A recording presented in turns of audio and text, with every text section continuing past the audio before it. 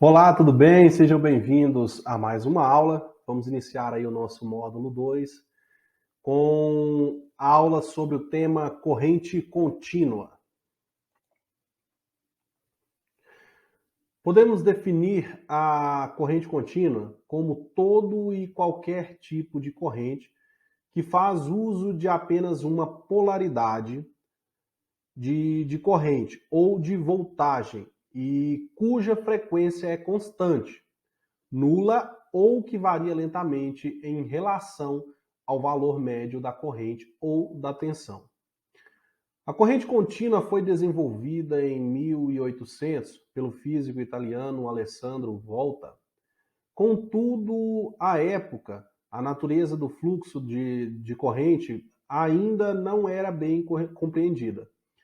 Foi o físico francês Ampère que conjecturou que a mesma fluía em uma direção, do positivo para o negativo.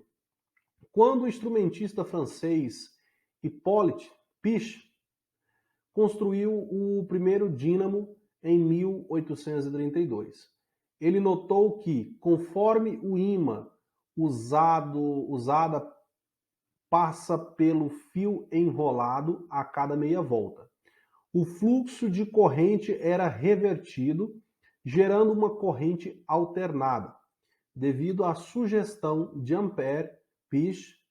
Mais tarde adicionou um comutador ao dínamo, a fim de produzir corrente contínua. No final da década de 1870 e no início da década de 1880, com o advento das usinas, começou-se a usar eletricidade para iluminar lâmpadas e vias públicas, utilizando-se para isso corrente contínua ou alternada a altas voltagens. Entretanto, no meio doméstico, passou-se a usar lâmpadas de corrente contínua e a baixas voltagens, devido à invenção da lâmpada incandescente por Thomas Edison, em 1882. No entanto, em função da corrente alternada proporcionar diversas vantagens, como poder elevar ou abaixar a voltagem através do uso de transformadores ou devido à sua capacidade de transmitir corrente de longas distâncias, ao uso da corrente contínua foi perdendo espaço aí ao longo do tempo. Então, a corrente contínua, como um todo, né, qualquer tipo, que se faz o uso apenas de uma polaridade de corrente ou de voltagem e cuja frequência ela é constante. Então, a corrente contínua ela tem-se essa frequência aí constante. Esta foi a nossa aula sobre corrente contínua.